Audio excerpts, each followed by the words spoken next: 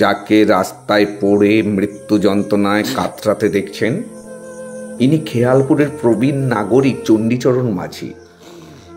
আমার বিশ্বাস প্রায় সব এলাকাতেই এরকম কোনো না কোনো পুরুষ বা মহিলা, বৃদ্ধ বা বৃদ্ধাকে সমাজের এক শ্রেণীর নিম্নরুচির অসামাজিক অসভ্য মানুষদের দ্বারা বলি হতে হয়, শুধুমাত্র ওই অসামাজিক মানুষগুলোর ক্ষণিকের ফুর্তির জন্য, একটু মজার জন্য।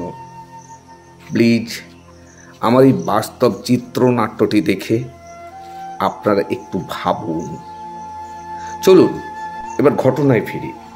পথে যাকে হাঁটতে দেখছেন, ইনি চণ্ডীচরণ মাঝি, একজন খিটখিটে বৃদ্ধ। প্রতিদিন সকাল সন্ধ্যায় নিয়ম করে হাঁটতে বেরোন। আর এনাকে পথে দেখলেই কচি কাঁচা থেকে ছেলে ঝগড়া, আড্ডামড়া থেকে বুড়ো, এমনকি তথাকথিত জ্ঞানী অজ্ঞানীরাও এই দাদুকে দেখলেই তাদের যেন স্ফূর্তির পালে হাওয়া লেগে যায়।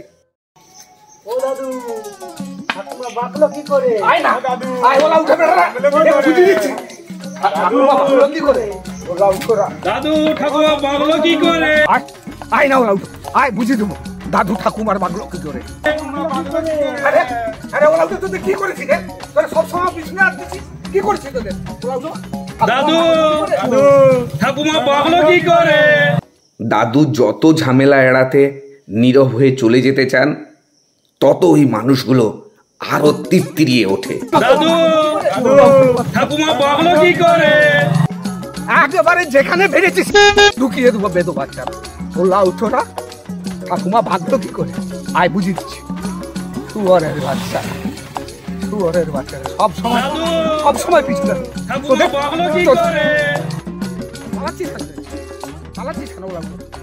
শুয়ারের বাচ্চা। আমি তোদের কি করেছি রে? কি করেছি? সবসময় আমার পিছনে লাগাইছি। কি করেছি তোদের? চণ্ডীচরণ দাদুর জীবনে ছিল এটা নিত্যকার ঘটনা, আর আজ সেই ঘটনা দাঁড়ালো বিভৎস দুর্ঘটনায়। আমি চ্যালেঞ্জ করে বলছি তোরা জিততে পারবি না। আরে আমি চ্যালেঞ্জ করে বলছি আমরা জিতবই। ঠিক আছে, গণনা শেষে বোঝা যাবে। আরে গণনা শেষে গেলি এখনই তো বিনা প্রতিদ্বন্দ্বিতায় কত বুথে আমরা জিতে গেছি। বলতে তোদের লজ্জা লাগেনি? আরে ভয় সন্ত্রাস দেখি কত বুথে তোরা প্রার্থী দিতে দিসনি। এই প্রার্থী দিতে দিসনি? সত্যি করে বলতে পারি, আরে তোরা প্রার্থী পাসনি দাঁড়ানোর জন্য। আচ্ছা তুই বিশ্বাস করিস অত বুথে কোনো বিরোধী নেই, সবাইকে একমতে বিশ্বাসী? আরে একটা বাবা তার দুই ছেলেকে নিয়ে এক সংসারে থাকতে পারে না, প্রত্যেকেই ভিন্ন মত ভিন্ন নীতি, আর অত বড় একটা গ্রাম সবাই নাকি একমত। এই আমাকে বেশি বোঝাস না। ওই তোদের আমল হয়নি? বিনা প্রতিদ্বন্দ্বিতায় তোরা জিতিসনি? তোদের পার্টির ক্যাডাররা ছাড়া আর কজন চাকরি পেয়েছে একটা আমাকে দেখতে পারবি? আরে আমরা খারাপ বলে তো জনগণ তোদের এনেছে। এই তুই বুকে হাত দিয়ে বলতো, তোদের আমলে আমাদের থেকে দুর্নীতি বেশি হচ্ছে না? আরে তোদের চায়ের দোকানে এলেই কি যত রাজনীতির বায়ু উঠে যায় নাকি রে?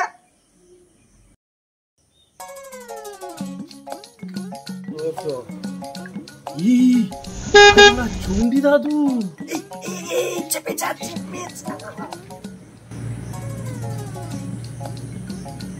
পাগল, একটু শিকার হবে?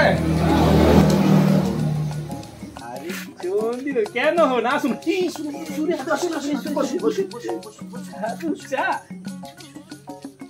বসুন।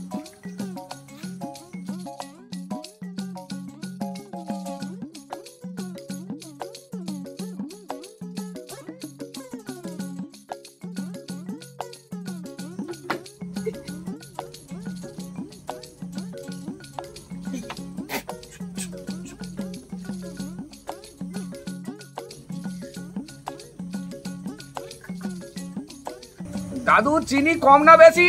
আমি তো একটু বেশিই খাই। এই দাদুর সুগার নেই? আরে না, আগেকার দিনের মানুষ তো নির্ভেজাল খাবার খেয়েছে, আর তাছাড়া প্রচুর পরিশ্রমও করেছে।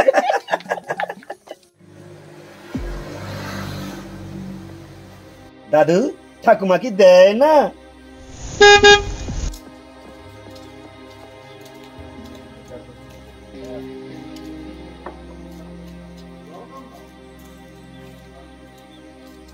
দাদু ঠাকুমা কি এখন দেয় না?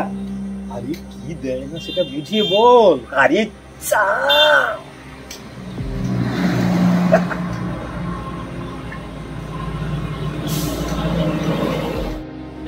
এটা কিন্তু তো নেকার মতো কথাবার্তা হয়ে যাচ্ছে। আচ্ছা ঠাকুমা এই বসে দাদুকে কি করে দেবে, না মানে চা করে দেবে, জানিস ঠাকুমা বেঁকে গেছে। এ বাবা, ঠাকুমা বিকে গেছি নাকি? দাদু, ঠাকুমা পাগলো কি করে? শুয়োরের বাচ্চা, এই কথাটা বলবার জন্য ওখান থেকে ফাজিলে কি করছিস? আচ্ছা আচ্ছা এই দাঁড়া দাঁড়া দাঁড়া দাঁড়া।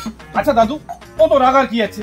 কি করে ঠাকুমা বাংলো বলে দিলে তো ঝামেলা মিটে যায়। শুয়োরের বাচ্চারা, তোদের মা বাগলো, তোর বাপকে জিজ্ঞেস কর। শুয়োরের বাচ্চারা, তোর মা বাগলো কি করে? বাপকে জিজ্ঞেস কর। ঠাকুমা পাগলো কি করে? ঠাকুমা পাগলো কি করে? শুয়োরের বাচ্চা, পাগলো কি করে? ধরতে পাগলো কি করে? বলে ঢুকিয়ে দেবো। ঠাকুমা পাগলো কি করে? দাদু, ঠাকুমা পাগলো কি করে? আয় না, ধরতে পারলে এখানে ঢুকিয়ে পাগলো কি করে? ঠাকুমা পাগলো কি করে?